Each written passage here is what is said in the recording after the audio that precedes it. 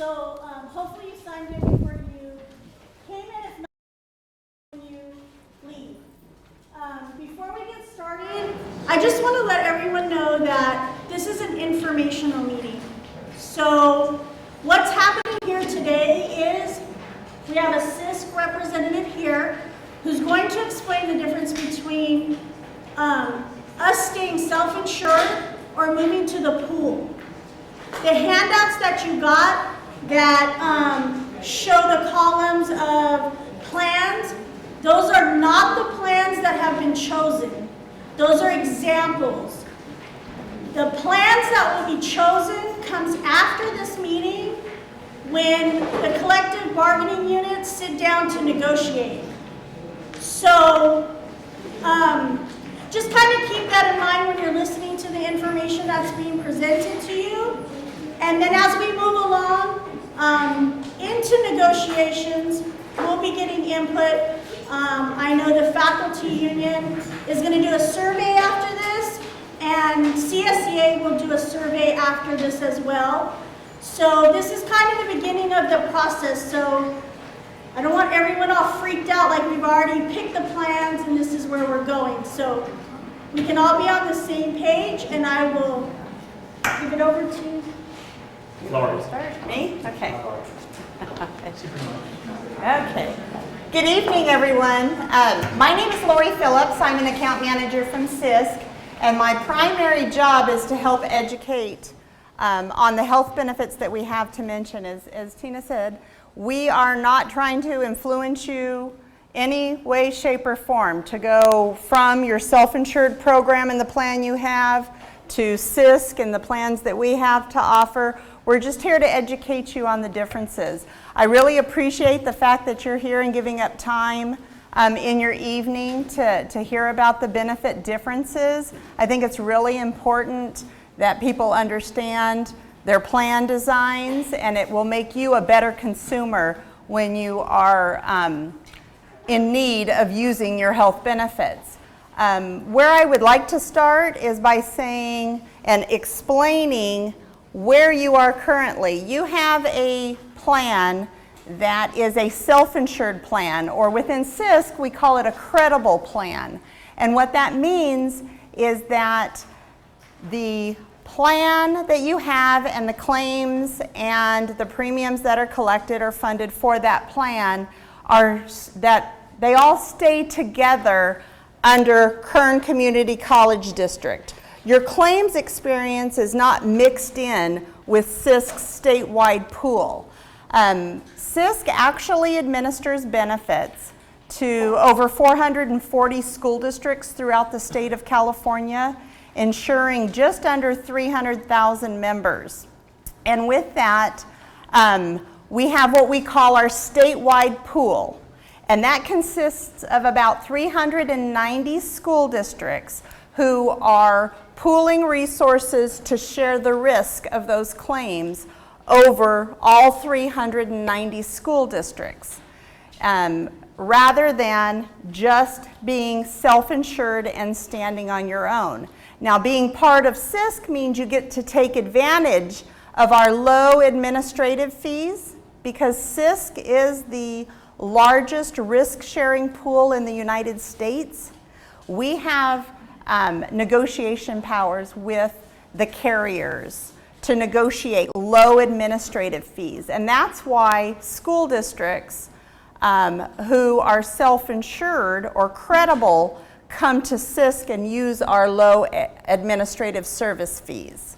And then they get a couple of the advantages of our added value services, like handling COBRA and direct bill retirees and different things like that, the Employee Assistance Program and MD Live. And so with that, just to give you an idea, we've had 7 school districts join the statewide pool just since October 1st,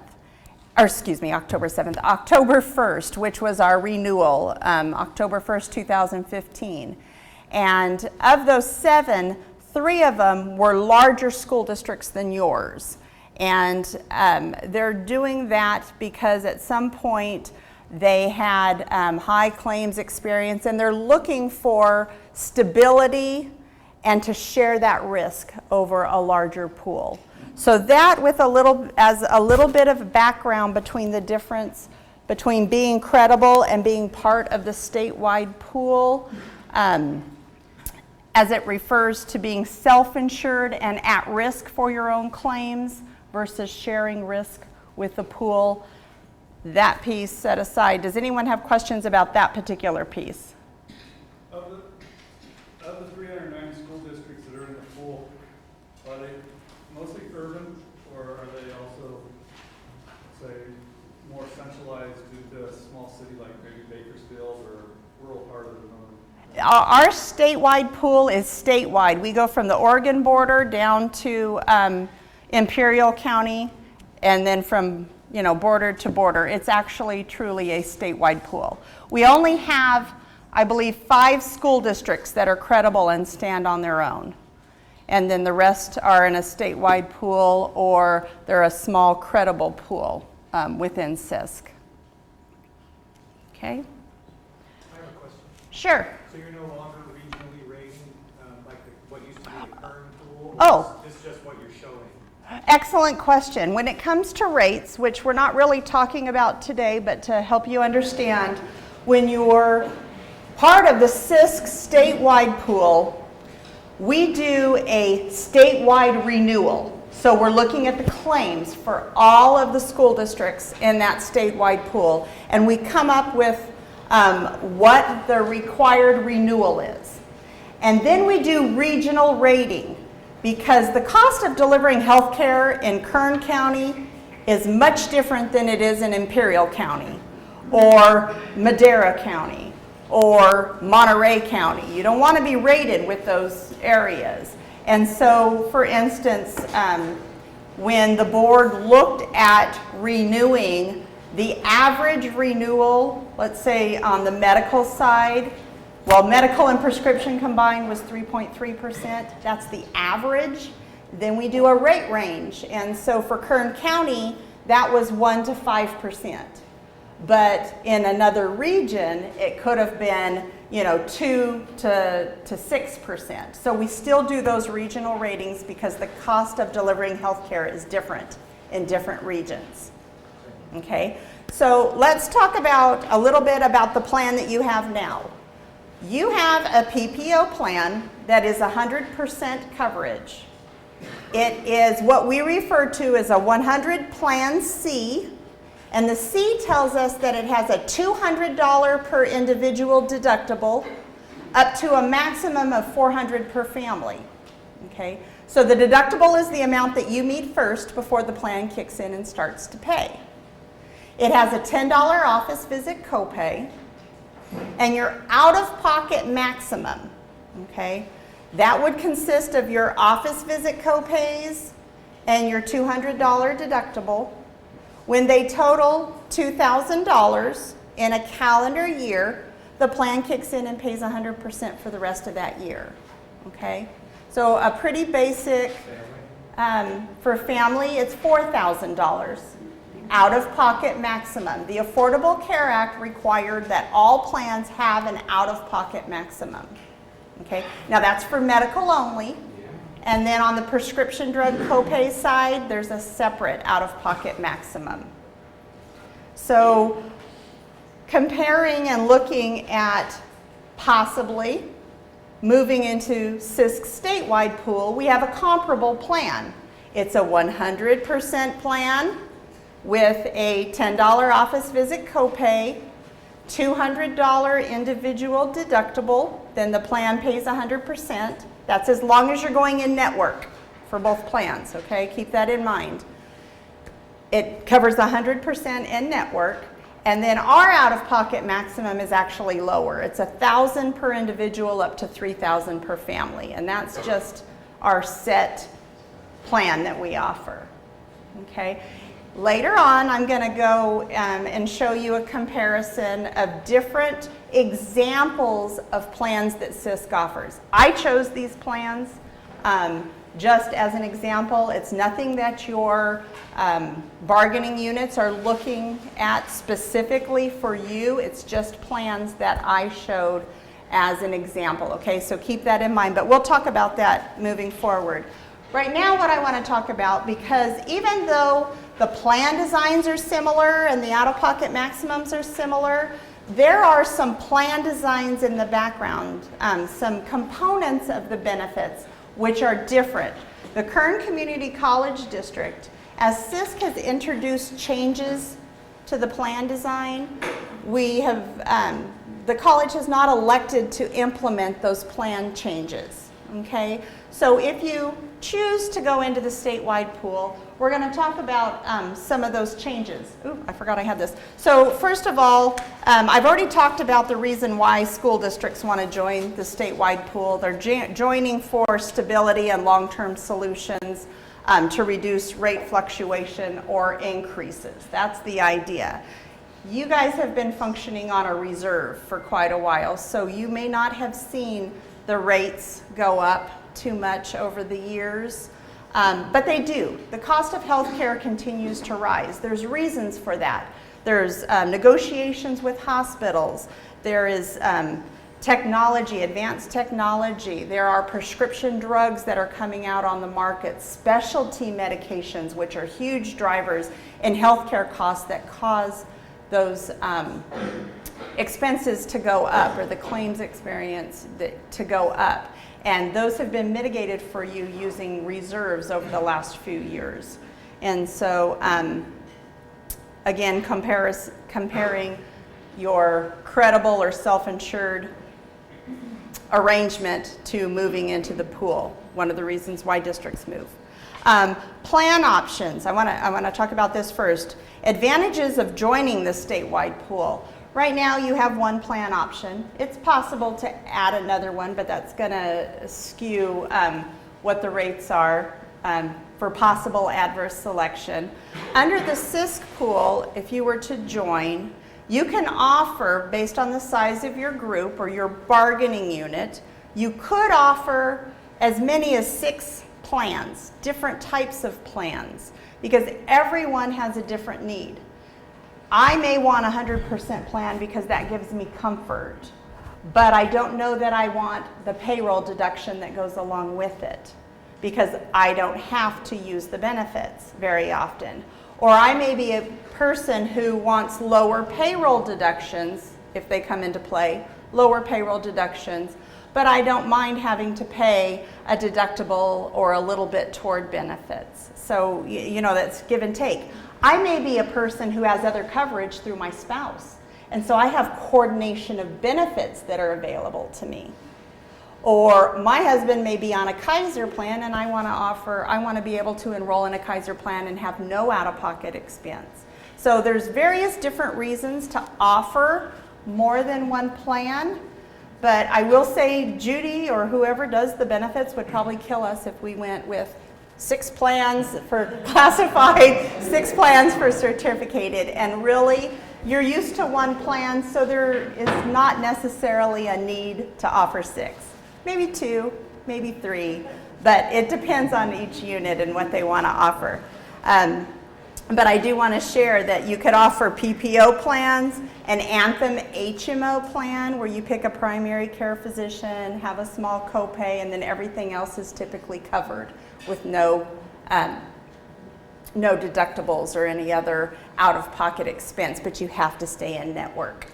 Also, there's that Kaiser option. Kaiser doesn't have a hospital here, but they contract with San Joaquin Hospital, and they have 7 medical clinics located here in Bakersfield. That may not be an option for your satellite campuses like Ridgecrest or Porterville, but they would be for the Bakersfield area. So an advantage is you receive the update in plan design enhancements and changes for cost containment.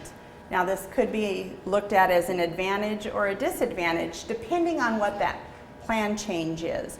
But participating in the statewide pool, we take that element of decision making away from the school district, because now you're taking a portfolio plan and all the changes and enhancements that go along with that, we're automatically giving you, okay?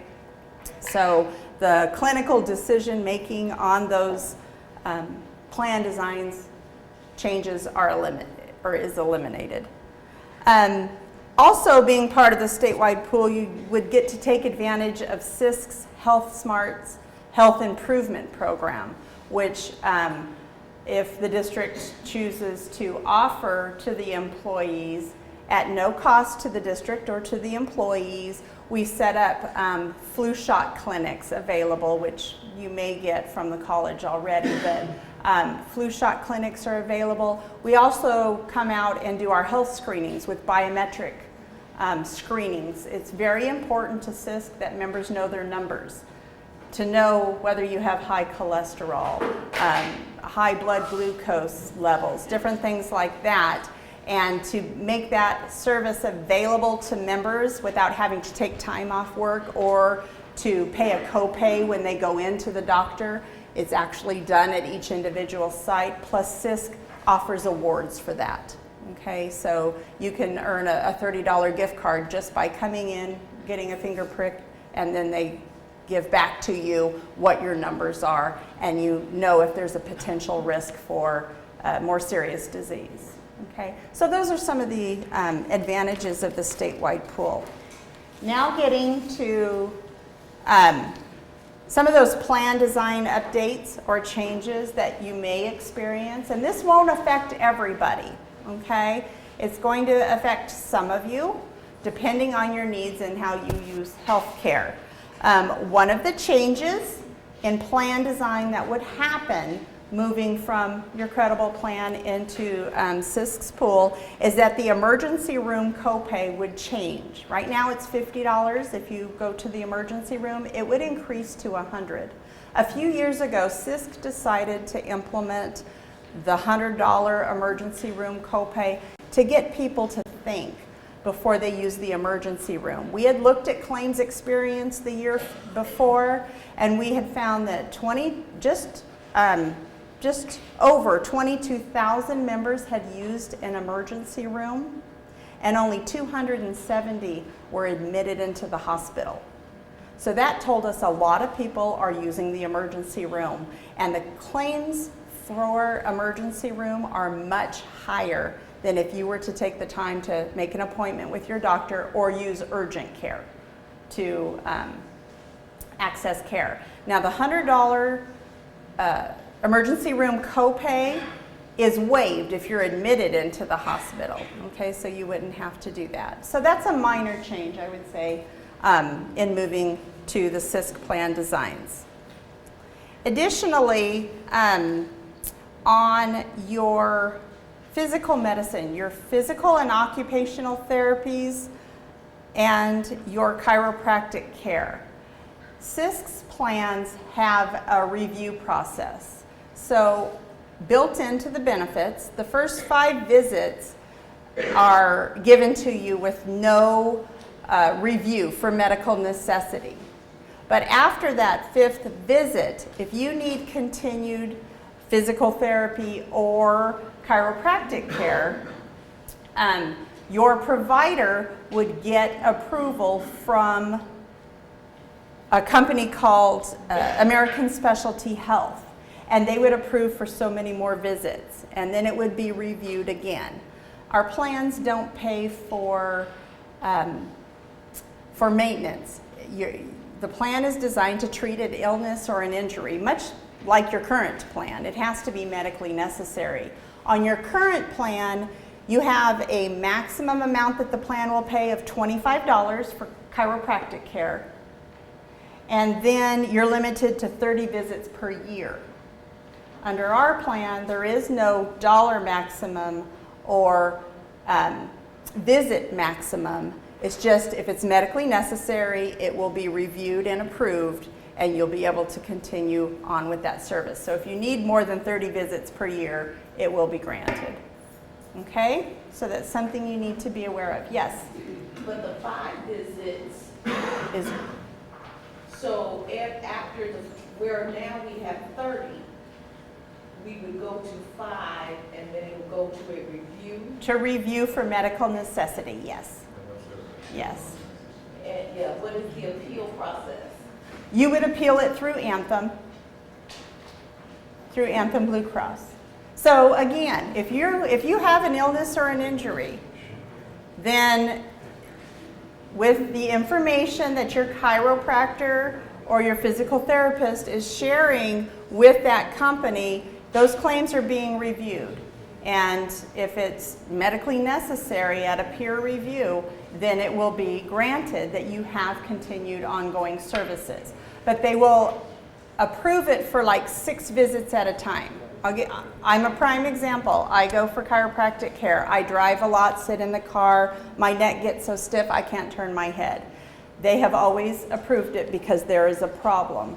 I had whiplash before. And so what they do is I go for, and it's per calendar year, so I go for my 5 visits. After that, they're submitting to American Specialty Health. And Ash is saying, okay, she can go for 6 more visits within this 3-week period. And then they will review it again. The doctor will say she's still having problems and provide that information. And so it's a review process. So what is the timeline for that review process? So you've had your 5 visits and they're reviewing it. How long would that period of time be before it's either approved or disapproved for continued visits? Usually it's within 72 hours.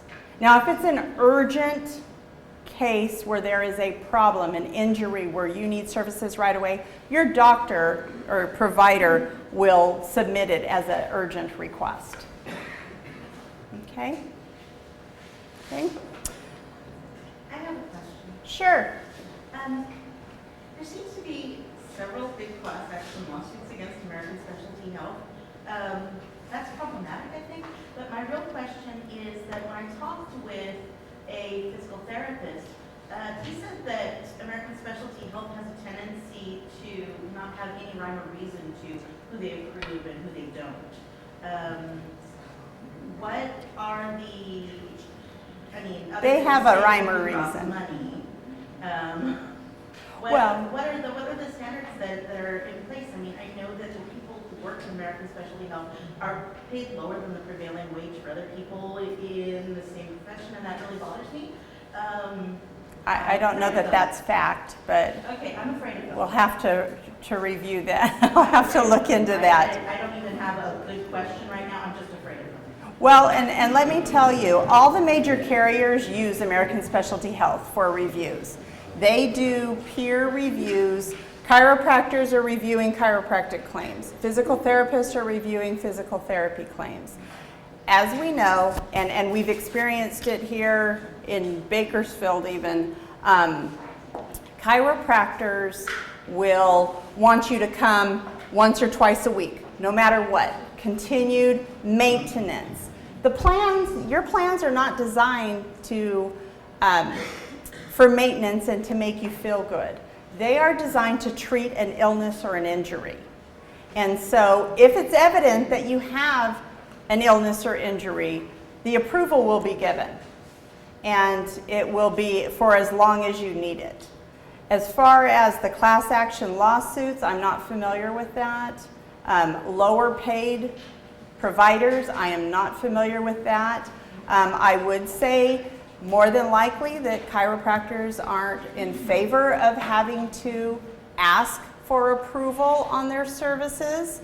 And that's because they want to treat you repeatedly, whether it's medically necessary or not. And I've experienced that. Okay. Well, and physical therapy. One of the things with physical therapy, and I learned when we implemented this, is it does not matter what surgery you had or what service you need. Your doctor will write 3 times a week for 4 weeks, 12 visits, no matter what. Not everybody heals in the same manner. Not everybody needs to go see that physical therapist for that time period. Some may be, after 8 visits, they're good to go. Others may need much more than that, or a repeated, number of sessions. And so that's why they're evaluating it. Keep in mind, when we implement any type of cost containment measure on our plans, we do it after a tremendous amount of research. And we look at ways to control those costs without affecting a large number of members. And so we are trying to, eliminate fraud, waste, and abuse. And sometimes that abuse comes in from providers wanting you to come back time after time and time again because they get to bill the insurance company when in fact it may not be medically necessary. Okay? So don't shoot the messenger. I'm just sharing information. Yes, sir. What about choice of doctors? Is that completely up to the insured, or do you have to go to a certain clinic or? Well, okay, choice of doctors. You are still going to be using the Anthem PPO network. That is the plan, that prudent buyer PPO network that you use under your current plan would be what our members use under the statewide pool. So when it comes to chiropractic care, physical medicine, such as physical therapy and occupational therapy, you would need to make sure that your providers are contracting in the network, in the Anthem PPO network. Okay? If they are not, we won't cover the services, and that's a couple bullets down, and I'll explain that when we get there.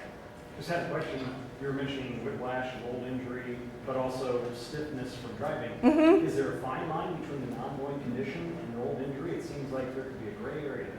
No, not that I'm aware of. It's related to whiplash, but from driving the car, you're going to get stiff. Not that I'm aware of.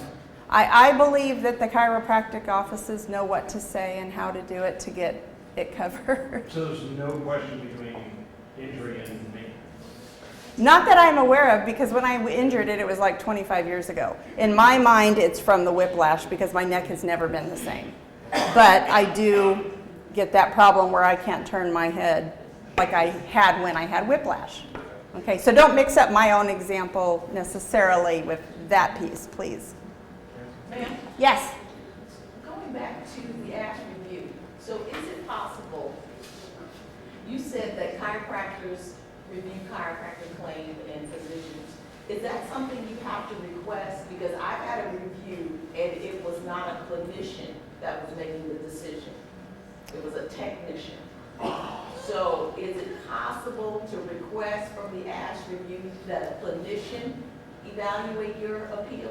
I don't believe that, was that under those three elements, physical medicine or chiropractic, or was that a different type of service who reviewed a denial and an appeal? It was the ASH review. An ASH review? Yes. Okay, that you don't have on your plan currently. It was, this is who they identified themselves as. So it wasn't Okay. a clinician. So is it possible we can request it to be a clinician? You can, or your provider can ask for a peer-to-peer if that did not take place. Yes. Can I have a question? Sure. This has been in place since 2010, it sounds like. That's when CISC implemented it, yes. So all the other school districts. So for 5 years, have you received feedback from this program, from participants that utilize this program? From participants, yeah, when we first implemented it, it was a huge change. So It really was, because members were used to going 2 and 3 times a week. They were used to getting their hour massage. I mean, we all love it, but the insurance plan should not pay for your hour massage. And that's part of the problem that we have with chiropractors and why we've implemented limits over the years is at one point in time when a member would go in and get an adjustment and a massage, they were billing the insurance company around $450 for that 30, 45-minute visit. And so we've seen the abuse happen and have to review it and look at it to put some cost containment measures in place. We're just trying to protect the plan for the better good of all of our school districts and keep claims down. You have to realize that if your claims are up and up and up, that directly affects the premiums that your school district pays. And in turn, because most school districts have a cap on benefits, in turn, if you go over that cap, that's coming out of your pocket, whether you use that type of service or not. Okay? So are the reviews and feedback public?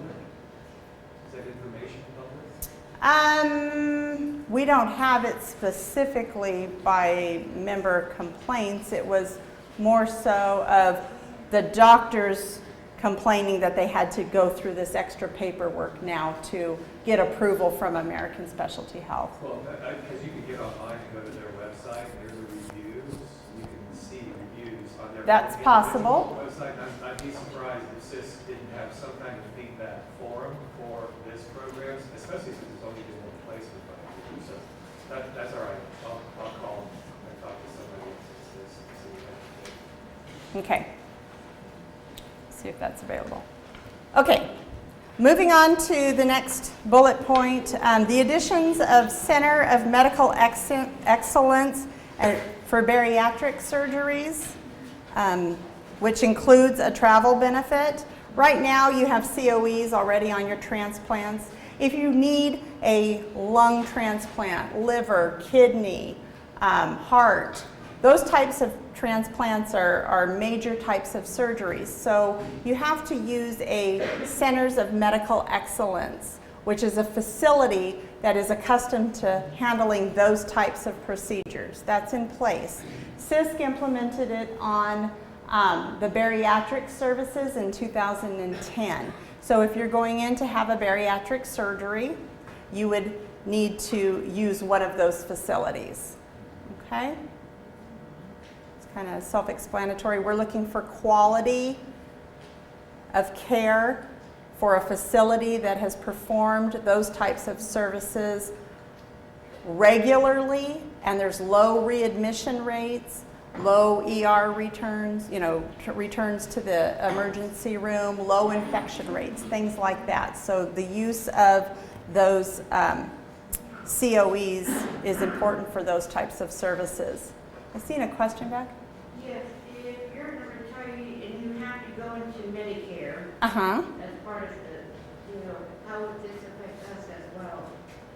If you are a retiree and Medicare is your primary and your CISC medical plan or KCCD medical plan is secondary, then you don't have to use the Centers of Medical Excellence because Medicare is paying primary. Okay? Moving on. Addition of pervasive developmental disorder or autism services. Right now you don't have a specific benefit for the applied behavioral health benefits. Under the CISC program, we added it to all of our plans effective 2012 upon those renewals. And that's services for anyone up to the age of 21. Okay. There would be a change to your hearing aid benefit. Right now, can you hear me? Right now, your plan currently offers $1,000 a year, $1,000 coverage every 36 months. Our plan, it's $700 every 24 months. And if any of you have hearing aids, you know both of those figures are probably just enough to pay for your supplies or your hearing aid exam, your hearing exam, because hearing aids are quite expensive. Change to hip, knee, and spine inpatient surgery, requiring that you use a Blue Distinction Plus facility. This is similar to the COEs, but it's specific to hip, knee, and spine inpatient surgery. If you're having outpatient surgery, it does not apply. You just use an Anthem PPO provider. But if you're going inpatient to stay overnight, hip, knee, and spine, you will want to make sure that you have those services at a Blue Distinction Plus network. We just received our 2016 list, and San Joaquin Hospital is the Blue Distinction Plus provider here in Kern County. Okay? A change to out-of-network benefits. This is something that was just implemented October 1st, 2015 for CISC. For your X-ray, lab, durable medical equipment, and physical medicine, which again is your chiropractic, physical therapy, or occupational therapy, you must go in-network to an Anthem PPO contracting provider, otherwise it will not be covered. Okay? This is not for your general or your primary care physician. This is not for a surgeon or some, those types of providers. If you choose to go out of network on your PPO plan, you can do so. As you know, when you go out of network, the plan pays a little bit and you pay the cost difference. That's your prerogative on the PPO plan. But the plan design, effective October 1st, requires you to go in network for those particular types of services. Another change that we made October 1st, 2015 is we are limiting your custom molded orthotics, the therapeutic shoes or the inserts, to 2 per year. Believe it or not, we had somebody who got about 26 pairs of shoes in a year, paid by the benefits. Again, fraud, waste, and abuse. We look at outliers and claims and try to see if there is a provider who is scamming the insurance company, and we found that that was an element where they were, so we limited it. A good question that came up at one of our Fringe Benefit Committee meetings was, I have inserts. What if I have surgery which changes my stepping, my footing? Would the insurance allow for a 3rd pair because of that? Yes, if there's evidence, yes, if there's a surgery, it would be reviewed and we would allow for another pair. Okay? We're not cold-hearted. We just need to kind of put some restrictions on it. A change to your chiropractic care. We have a limit of 12 visits, not chiropractic, acupuncture. We have a limit of 12 visits per year. Okay, so that's going to be a change for those of you who are very much into acupuncture. Out-of-network limits to be aligned with CISC standard. One of those limits is for hospitalization or skilled nursing. This is for out-of-network. Most of us, if we're going in for some type of procedure, we're looking for a contracting hospital. This is if you choose a non-contracting hospital or skilled nursing and it's not emergency, okay? In that case, if you do choose to go out of network, the plan is going to limit their payment to $600 per day, okay? So, again, a difference. Addition of member cost sharing feature on outpatient prescription drugs. So recently, I don't know the exact date, but Kern Community College District synced up with CISC and Navitas formulary for prescription drugs. They synced up for prior authorizations for particular types of medication, for step therapy, and some of those people on those medications were grandfathered in for a lifetime. That grandfathering will remain in place if the college moves into the statewide pool, but it will affect what we call the brand generic pricing difference. So, as you know, with prescription drugs, when they come out on the market, they come out as a brand name drug, and they're very, very expensive. And that allows that drug manufacturer to recoup the cost of developing and manufacturing that medication. So it's very, very expensive. The FDA puts it on patent for a period of time, and when that patent expires, it becomes available in its generic form using the same active ingredients. It just may be have a different filler or a different color, but it's basically the same active ingredients of that medication. CISC's plans will pay for the brand if it is a single source and there's no generic equivalent available. But once a generic equivalent comes available, we will only pay for the generic. And it doesn't matter whether your doctor or you prefer the brand. We pay for the generic, charge you a $5 copayment, and then the cost difference between what that generic and that brand costs. Now, keep in mind, this is only going to affect under 300 members out of your 3,300 members in the KCCD environment. Okay, so if you are taking the brand name drug because you've had an adverse reaction to the generic medication, or there are no other medications available, and but if you've tried the other medications and that brand is the only one that works for you, your doctor can request a coverage review from Navitus. And if approved, you can continue to take your brand name drug.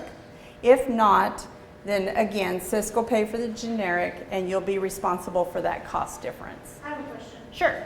So if we were to move to the pool, Mhm. and those of us that are already on the brand name prescription medication, we will be grandfathered in and not have to go through a process of saying, have you tried this, this, and this?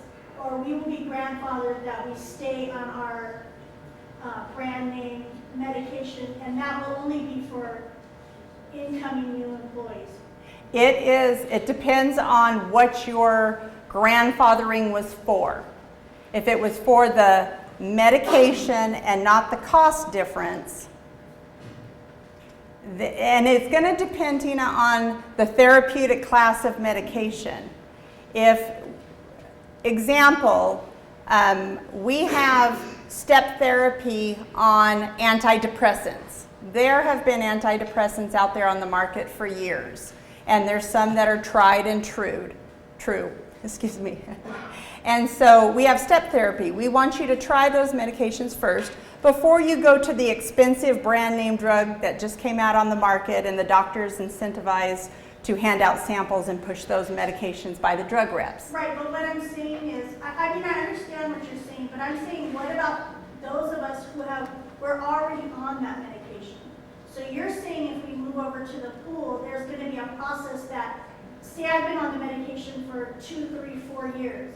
Now am I going to have to go through another process that my doctor's going to have to show that I've gone through some kind of step therapy to get to the drug I'm using now? Only right? if that drug has a generic equivalent available on the market. There's 271 of you who this will affect out of 3,300 members. So it's very possible, yes. And your doctor, you would have to ask your doctor to do a coverage review to have that brand medication. But in that meantime, in that process, you have none of that medication unless you purchase it. Well, the idea is if you choose to go into the statewide pool, members will receive a letter 90 days in advance. So they're aware of if they will be affected by a particular drug. At that time, your doctor can start the review process to get that brand medication. Okay? So hopefully before the plan actually changes, whether it be effective, I don't know what effective date you're looking at, October 1, I believe. So they would know well in advance to take action to see if their doctor can do that. And by October 1st, it will either be approved or denied. Okay? Okay. Yes? You. Will people who are grandfathered on the drugs be grandfathered for member pays the difference, or are they going to have to start paying the difference between the cost of the generic and the cost of the name brand drug? They would have to start paying the difference. And again, some medications would require a prior authorization for step therapy because you've already tried other medications. And then some will require it for that dispense as written or the cost difference between brand and generic. That piece that will affect less than 300 people is a cost piece, where the other one was a use of the drug type approval or prior authorization to allow you to have that medication. Okay? So if you already have a history of trying the other medications, trying the generics, and they didn't work, all your doctor has to do is submit that information to Navitus and ask for that coverage review to get that override. Yes? Will there be a change in our copay? No, actually the copay would be, well, it depends on what your unit picks when coming into CISC. CISC offers the 520 drug plan that you have today. What's that one? We have 350. Judy, am I wrong? Okay, I'm sorry. Well, we have a 3 and 15. It's the same plan design. The only thing that's different is this piece I'm talking about, where it's the cost containment feature of member pays difference. Okay. Okay. Any other questions about those items? Okay. Just real quick. Sure. You keep saying grandfather. If you were grandfathered, would you know you were grandfathered? Oh, yes. Yes, you would. There's 270 folks out there that know they've been grandfathered. Well, not necessarily. Now keep in mind, we're talking about two different things. When you synced up, when the college synced up to the CISC and Navitus formulary, there were medications that required prior authorization or had quantity limits or had step therapy. Those people have been taken care of, and they are grandfathered for a lifetime. We gave them to have those medications for a lifetime based on the medication and what was required at that time. And do they know who they are? Yes, absolutely. They had to go through a process. Their doctors had to go through a process. Yes. Uh-huh. Okay. Yes, ma'am. I have a question on, you're talking about in-network or out-of-network. How does CISC choose their doctors that they allow to be in-network? Okay, so the... Why do you turn down some for others? Or they may be too many of one in your CISC group in favor, so you don't want any more in. Okay. New doctors aren't allowed in. So the question is provider network and how CISC chooses who can come into the network and who can't.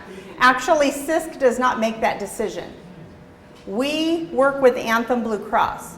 So Anthem Blue Cross is actually contracting with the providers. And to be part of the Anthem PPO network, the provider, whether it be a lab, a hospital, a chiropractor, whoever, has to agree to the negotiated fees between Anthem and the doctor. If they agree for those reimbursements for whatever services are provided, then they become part of their network and they're on the list and they're considered in-network. If the doctor does not agree or want to accept the negotiated fees, then they're out of network, non-contracting, and you're subject as a member to higher out-of-pocket expenses because that doctor or provider is not under contract and obligated to write off that difference between what they would normally bill and what Anthem Blue Cross pays. Okay? So the downside of being part of the pool. Right now we provide all claim information to the school district, so that piece would be taken away. When you join the statewide pool, you become part of the blind pool, which means no one is looking specifically at your school district and your claims experience, whether you've had, high claims or high claim utilization or low. You're part of the pool. So there's no need to provide school districts with that detailed claim experience moving forward.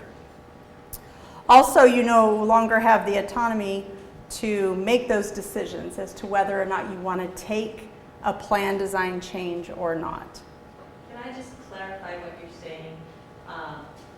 district did not receive our claims experience. They don't know that Oh. I'm a C-section 22. Excuse me, The yes. pool, we know how many different types of treatment we had, and we know the total cost. Excellent point, excellent point. They're not going, hey, Joe just had this done. No, it's all de-identified. That's personal health information, or PHI. CISC does not provide that to the college. The college does not know what services you're having specifically. They just know that a claim came in for a C-section or whatever it may be. And so thank you for that clarification. I kind of assumed, I'm sorry, that everybody knew that, but my error. Yes, sir. How do employees that worked here prior to 1989 have the supplemental insurance on top of Medicare paid for the rest of their lives? Those of us that have been hired after 89, our insurance is going to stop when we reach 65. How do you deal with the school districts that have continued to grant their employees the lifetime benefits as a supplement? Because in essence, if all the other school districts are providing their employees with the supplemental lifetime benefit, and we're not, and it's all going into a pool, and essentially we're covering a large group of people potentially for years in insurance, where in our self-employed one, we're going to stop that when those people that were hired before 89 simply cease to exist. Well, I can tell you that most school districts, that did not come out of my mouth. Hi, Bob. So, What's up, Bob here? Archie, sorry, Archie. So it has been my experience working with multiple school districts throughout the state that the majority of the school districts cut benefits off at 65. And the reason why they've done that over the years started to, if you're hired before this time, you'll have lifetime benefits. After this time, you won't. My understanding is that the government started requiring that school districts book that liability for their claims experience. I think it's having to be built into the budget as far as continuing to fund those retiree benefits. So I don't think that necessarily in the statewide pool you see that. For CISC and the statewide pool, your active employees and your retirees under age 65 are pooled together. And then your retirees over 65 are in a separate statewide pool. So those premiums are different. And they tend to be high. And I can share with you that those retiree over 65 rates for next year are going up about 8 to 14%. So you segregate them? Yes. I misunderstood your question possibly. But most school districts cut that off. Waiting for them to depart. Yeah. If you're over 65 and you're having to pay a significant premium for the PPO plan, you may want to consider the companion care, which is a Medicare supplemental plan that supplements your Medicare, rather than purchasing a full PPO plan that is only paying 20% of your medical cost. Yes, sir. Yeah, do you know if the current high school district is one of these credible plans, or are they part of the statewide pool? No, Kern High School District is one of our credibles, and yeah, and they have accepted some of the changes over the years. My understanding is I think they're syncing up on prescription drugs, just as the college did. Bakersfield City School District is also another credible school district. But as I mentioned before, many of our larger school districts that have been joining CISC over the last few years, even though they're huge and they can sustain themselves in general over being credible and self-insured, they're choosing to join a pool to take away that risk of claims. Not too long ago, we had a school district that had a preemie baby that was my understanding is over $3 million in claims. That could really affect a school district that's standing on their own. High claims being, preemie babies, cancer cases, MS, transplants, things like that. That could affect that. Yes, sir. Are either one of the plans have a catastrophic stop loss and have a reinsurance company behind that stop loss? Or is that just $150,000, $200,000? Under CISC, we are so large, as I mentioned before. Our budget is, I think, a $1.8 billion budget. So we do not have a stop loss carrier. What happens is any claims over $150,000 are shared amongst all the school districts, 390 school districts in the state of California. That's not going to change for your school district because being credible, you have that same $150,000 threshold, and your claims, you pay a small fee in your administrative fees to CISC to spread your risk over a larger group. So then it gets distributed fully without. Right, but there's a fee. Yeah, there's a fee associated with that. So CISC is kind of, or the pool is kind of acting like a stop loss carrier for you. Okay. Do we want to look at the plan design samples, examples, side by, whoop. So if you want to pull that up, yeah, there's two slides. So just as an example of plan designs, as I mentioned, you're on a 100% Plan C with a $10 office visit copay, $200 deductible. This sheet, as I mentioned before, is just an example. It has the nearest like plan under the CISC benefits that we offer to school districts throughout the state. $200 per individual deductible, up to $400 per family. It is 100% coverage, so you'll see here there is no member cost. Office visits are still $10. Your emergency room copay is $100. Copay but waived if you're admitted into the hospital. So we can offer you a plan that's almost identical to what you have with lower out-of-pocket expense, lower out-of-pocket maximum of $1,000 to $3,000. This plan will include those bullet points we talked about, some of those cost containment features, okay? Another sample of a plan that we offer, and we offer a lot of different plans. I picked the 90A plan.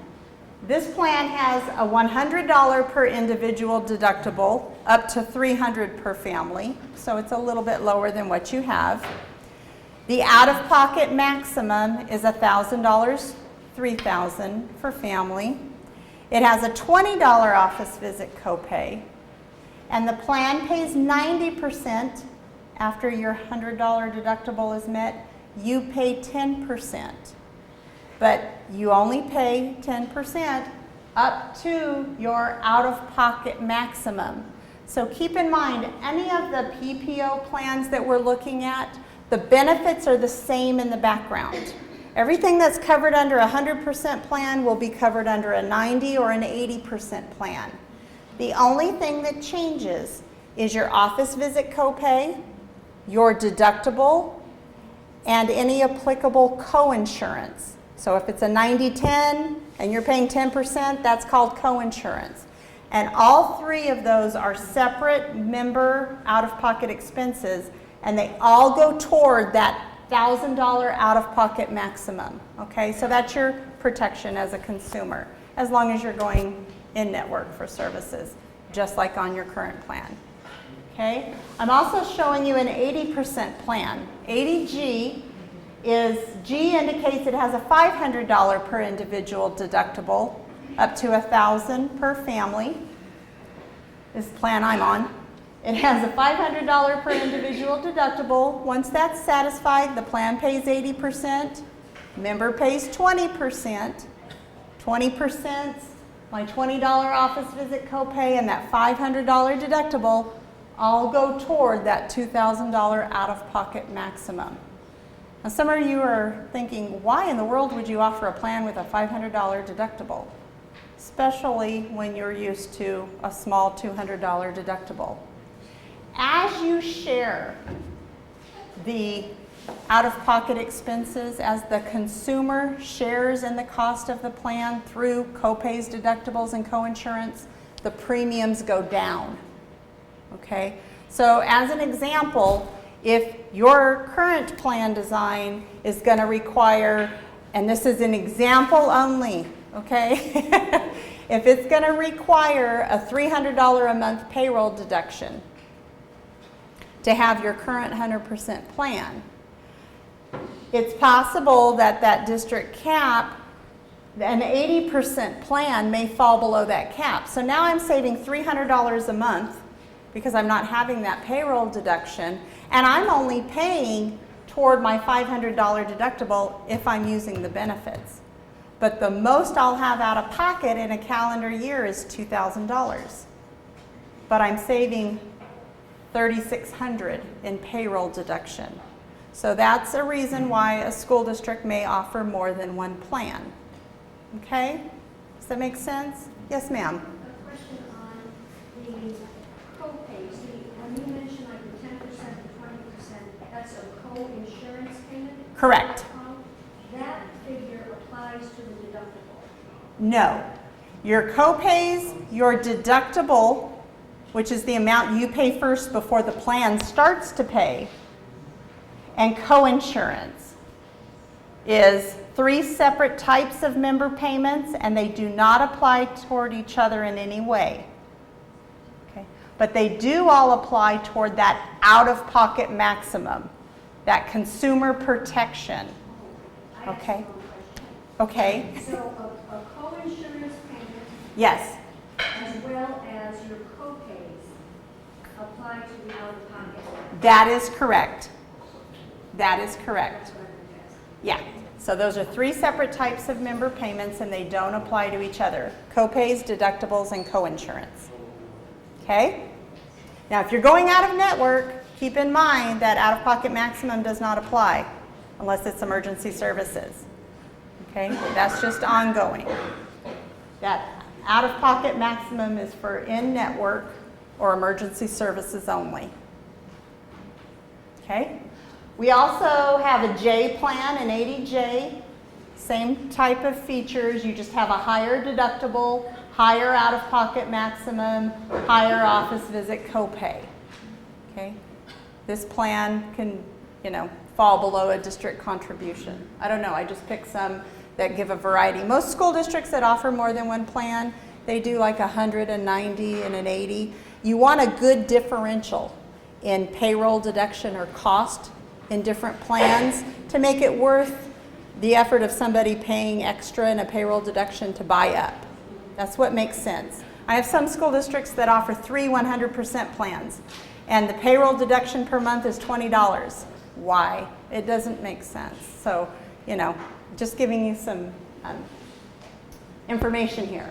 We also have HMO plans. Now, HMO plans function a little bit differently. With an HMO plan, you pick a primary care physician in a medical group, and that's who's going to maintain all your health care. So with a primary care physician that you elect, if you need to go to a specialist, you have to get a referral, an actual approval from your primary care physician to go to a specialist, because that medical group's paying the specialist. Okay? So that's not real popular. I don't know if I would necessarily recommend it here in the Bakersfield or the other areas. It's real big down in metropolitan areas like LA County or up north, but it's not big necessarily in Kern County. But it's available. Our office has it. I'm with the Kern County Superintendent of Schools office, and we have an HMO available to members. Also, the Kaiser HMO plan. Now, Kaiser's a different animal. Kaiser is what they call a staff model HMO, which means all of your providers are contracted and are housed within Kaiser. And so you pick a primary care physician within Kaiser.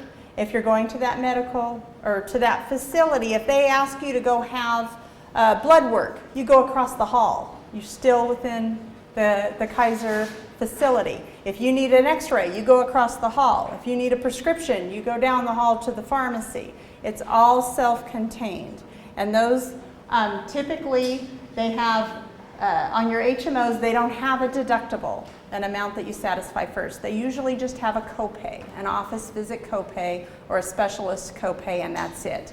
But you'll see down below your x-ray, lab, things like that are typically covered at no expense.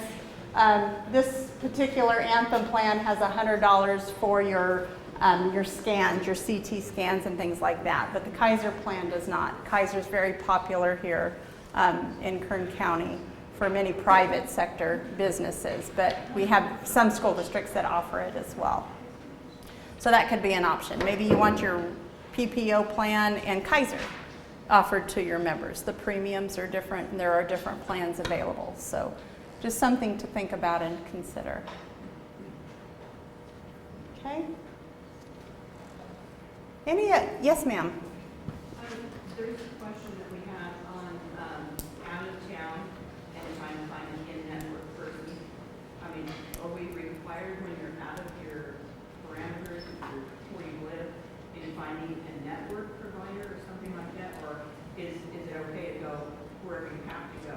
Should be an ER or a hospital or find urgent care or whatever? So your question kind of laps over to two things. If you are out of town and you're looking for a provider, you can contact customer service and they'll help you find a provider in your area. If it is a life or limb threatening emergency or initial accident care, you're getting services no matter what. And your plan's going to pay a little bit differently because you're not necessarily choosing to go out of network. It is a true life or limb threatening emergency or initial accident care. So on our plans, your plan currently, CISC Classic plans, if you go out of network, the plan pays what they call non-participating fee on certain services, okay? That's a very low amount because the incentive is to keep you going in network to an Anthem PPO contracted doctor where the discounted fees come in. But if it's a life or limb threatening emergency or initial accident care, on your 100% plan, if the coding from the hospital identifies that it is life or limb threatening or initial accident care, the plan will pay 100% of customary and reasonable, which is higher than that non-par fee, but it will never be billed charges. And the reason is if your plan paid billed charges, no one would contract in the network for discounted fees. They won't. Now there are some providers like ambulance, sometimes anesthesiologists or pathologists that are associated with a contracting hospital, but they may not be contracting. In those cases, they'll pay the higher reimbursement if you request a review of the claim rather than non-par fee. But in general, it's tied to life or limb threatening emergency. Now, if you're in a region or in an area where you need to see a specialist, a particular type of specialist, and there are no contracting specialists within 50-mile radius of your home, you can contact Anthem. On the back of your ID card, there's a pre-service review telephone number. You can contact them and tell them, I need to see this specialist and there are none contracting in my area. They will try to help you. If they can't find one, they will give you what they call an authorized referral to see a non-contracting specialist. And in that case, the claim will be paid at 100% of customary and reasonable because you're on a 100% plan. If you were on an 80% plan, they'd pay 80% of customary and reasonable. But it gives you the option to get that authorized referral for non-contracting providers if there is not a contracting provider in your region. Okay? Yes? I was just going to point out that, I don't know if it's for a lot of us, but that's particularly germane for people of college age or just out of college students who are now still covered till they're 26, but live in separate cities. Right. Two kids in two different parts of the state. So So- we have to be careful to make sure if they just want to go see their doctor, that they make all those phone calls and make sure that they're. Right. Now Anthem PPO network is one of the largest networks.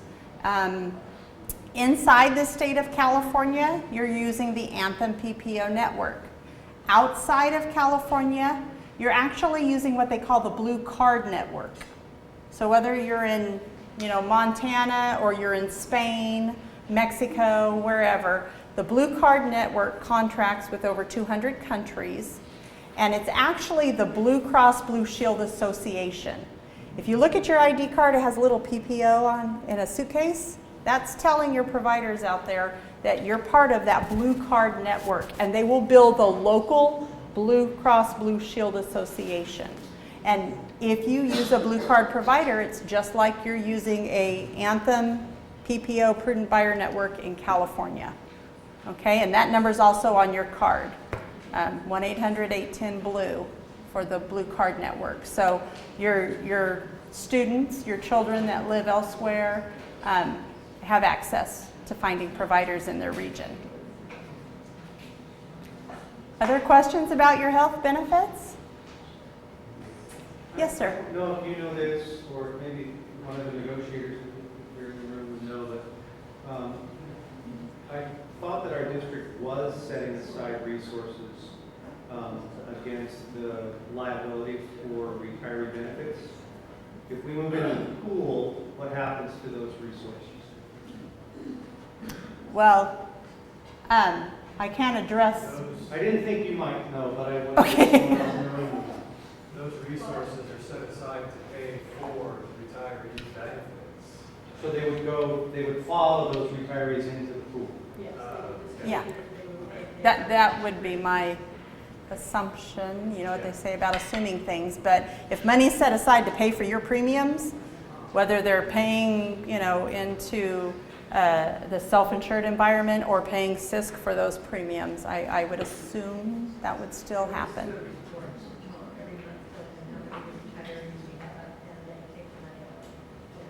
Okay. Any questions about any of the information? Yes, sir. I knew if I had. Can you find out what's going to cost? That I don't know. I don't know. That'll be during the negotiation process when we start looking at plans.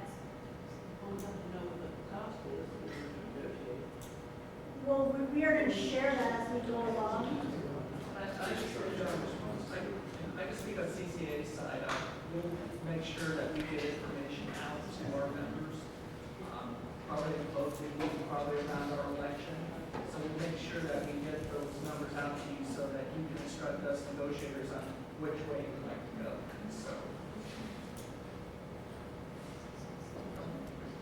So really our decision is whether to stay where we are or move to the big pool, and after that, there may be if we move the pool, we have some individualization of the Correct. If the membership's decision was to go to the pool, we would have to negotiate plans at that point. And same thing with CCA if that was the decision.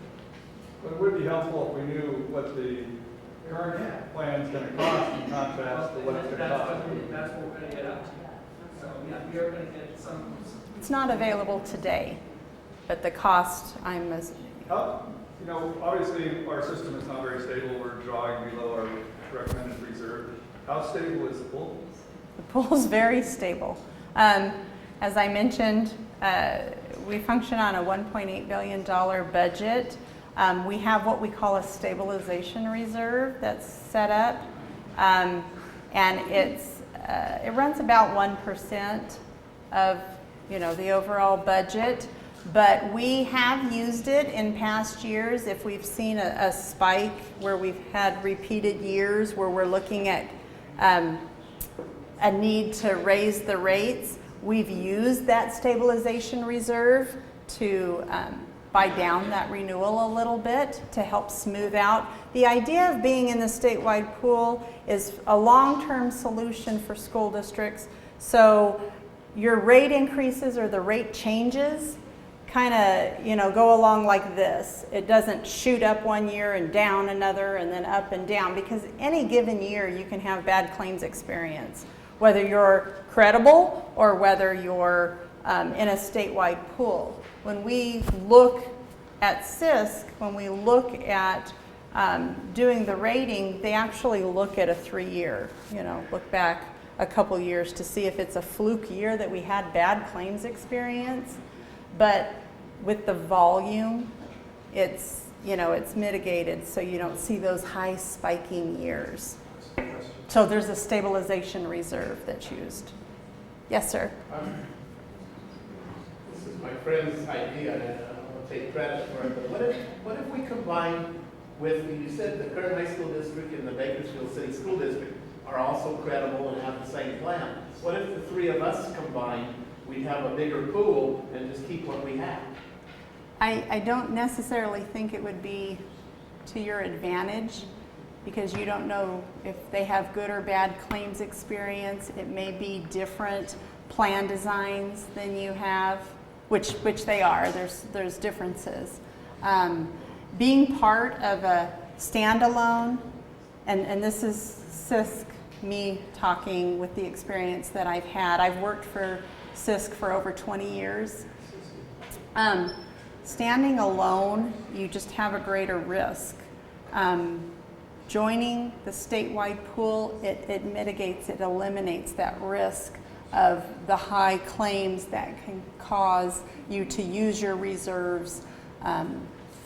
I'll give you an example. One of the local school districts here pulled out of the Kern pool and stood alone on their own for a short period of time and had some really bad claims experience and needed to come back in to the pool. They weren't rated the same as our Kern school districts in the pool. They had a higher rate because they had bad claims experience coming in the pool. We're very prudent in who we allow to come into the pool. Actually, CISC declines almost 50% of the school districts that approach us to join our pool because they're not a good fit. We try to get everybody to play by the same rules with the same benefits, so there's some predictability. If you don't play by our rules or have the same benefits, it's not necessarily true that you're a good fit, so we'll decline to allow you to come in. Banding together with a few school districts would share the risk a little bit, but not necessarily enough to protect yourself, I don't think. Yeah, question and a comment. At some point, is CISC going to provide these folks with a quote on what the rates are coming in, or are you going to just utilize current rates and just absorb them into the... No, it will not be current rates. So at some point, you're going to provide them quotes Yes. on these separate plans, right? Yes, we have for current year. Right now, we're in the middle of obtaining the Kern County rates for October 2016. Yeah. Those won't be available for a couple weeks, but they will definitely receive that information. And the second was just a comment. CISC is a JPA, Joint Powers Agreement. Authority. There's authority. There's other trusts and other organizations just like CISC that do the same thing. Trusts are labor management groups that run this program. They have union representatives, they have management representatives. So there's other groups like CISC. People use CISC because of the geographic location. They're here in Bakersfield. So there's other folks out there that do the same kind of. CISC is probably, I think, the biggest out of the state. CDT is another group that does this thing. CalPERS actually does this as well. VIVA, there's many trusts that are run together by management and labor, and JPAs as well. So they're out there. They're an administrator. Yes. Anthem is the provider. That's correct. Correct. That's So there are other administrators that have Anthem as a provider. Oh, Mhm. all of them. Right. Yeah, and I use CISC all the time. I've been working with CISC for 20 years now. got many school districts in CIS. I know Nick, I've negotiated with him many times, he's actually pretty good folks. Nick is our CBO. And Cooper's is, yeah. So, Our I mean, CEO. they're a good group, they have limitations, they have requirements. But I just wanted to answer the brother's question, there's other groups out there. There are other groups that function very similarly to CISC. I think, and I'm just being biased because we are the largest, but just to say, your claims are your claims are your claims, okay? What you're paying for the Anthem negotiated fee, those claims are going to be the same whether you're with CISC or another entity, you know, as an administrator. But because CISC is the largest, we negotiate for the lowest fees. And so the administrative fees that we pay are going to be lower than they are with those other organizations. So for clarification, if we all went to pool together or none of us go into pools, right?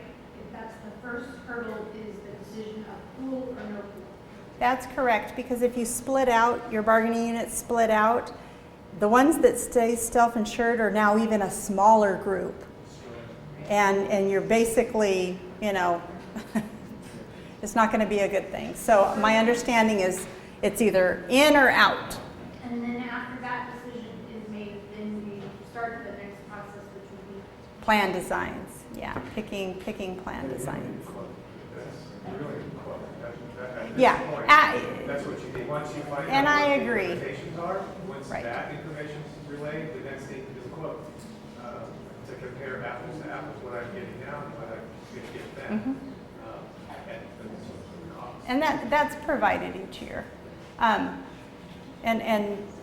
I totally understand what he's saying. If you know what it's going to cost to stay where you're at today, then it's going to be easier to make that decision whether you want to do that and possibly have that payroll deduction, or go into another plan design and see what that's going to cost to you as an employee versus what the district funds. It's kind of hard to make that decision without that. How can we decide whether we want to join a pool or stay as we are without having some type of reference to the fees, either one cost? And that is the valid point, and we understand not knowing what that cost is. Today, this is just an informational meeting to talk about the benefits. Eventually, your bargaining units, through negotiations, I believe, will have that information and will disseminate it out to their membership to help you make that decision. It's just not available today. Yes? Do you know how much is left in the reserve that they've been supplementing so far right now? The college knows. I don't, and I'm not privy to sharing that information. If I did know, that's up to the college to disseminate it to the bargaining units and out to the employees. Sorry. I'd tell you everything I knew if I could, but I don't. Do you have a timeline? A timeline for making a decision? You're credible. I don't know if there's been a hard deadline to... October.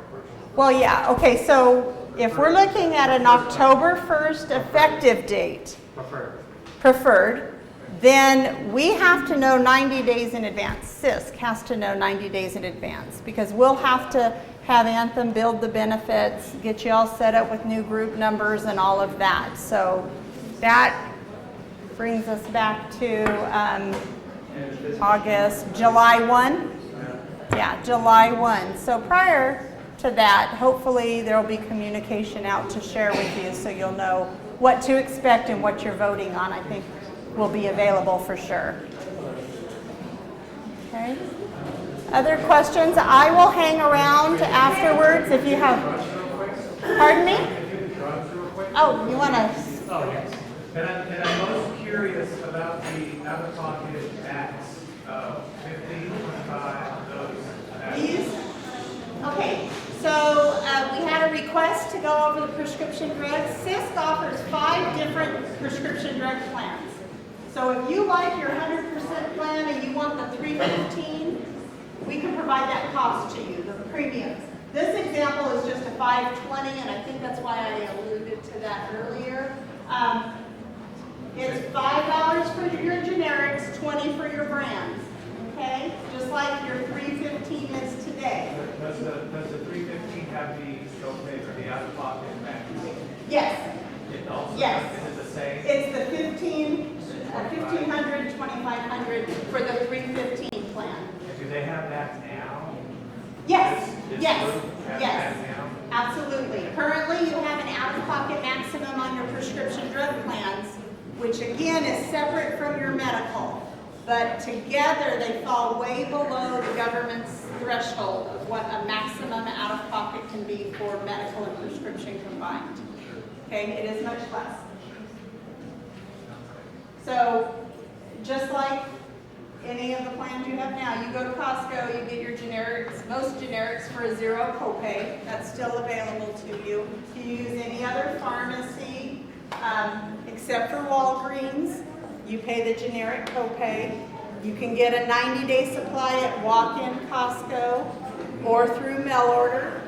Mail order facilities still Costco. All that stays in play. Okay? And then you can see we have a $935, a $725. We also have plans that have a small deductible on brand drugs.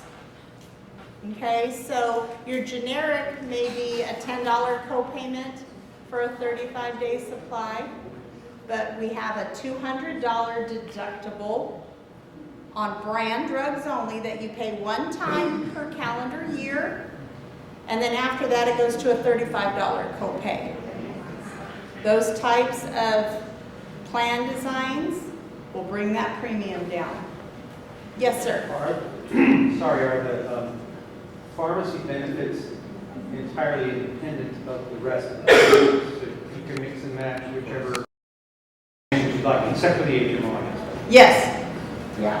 And this HMO plan is the same as this PPO plan. But you can design, you can say, okay, we want a 100% plan with a 935 drug. But that's a plan option, and it's not by individual employee, it's by bargaining unit.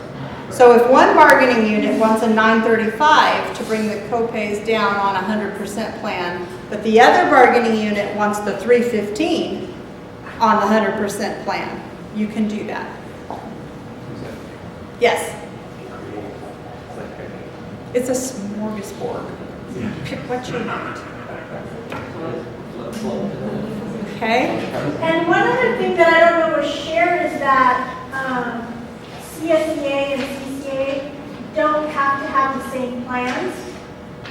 But, so a classified member could not pick a faculty member's plan, vice versa. So although we can have different ones, we can't choose each other's. Correct. Unless we have some in common. If we had the same one. Right.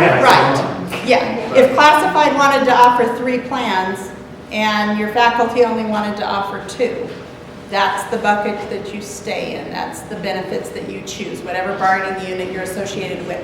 And same for the retirees. The retirees follow the active benefit plans. What about management and trustees and?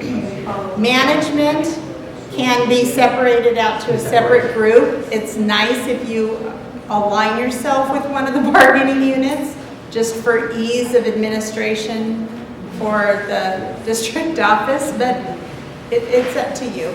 As long as you have more than, I think it's 20 management employees. Management and board, what do you, they have the same as classified.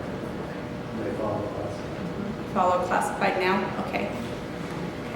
Management employees. Any Thank other you. questions? I appreciate you coming and listening and asking your questions and giving us the opportunity. I have a couple follow-up items I'll share back with Judy or Soka, and they can. Yeah, you know about Ash. Yeah, the board Okay. And to your point about other administrators, they also use ASH. Are they? Yes. CBT does.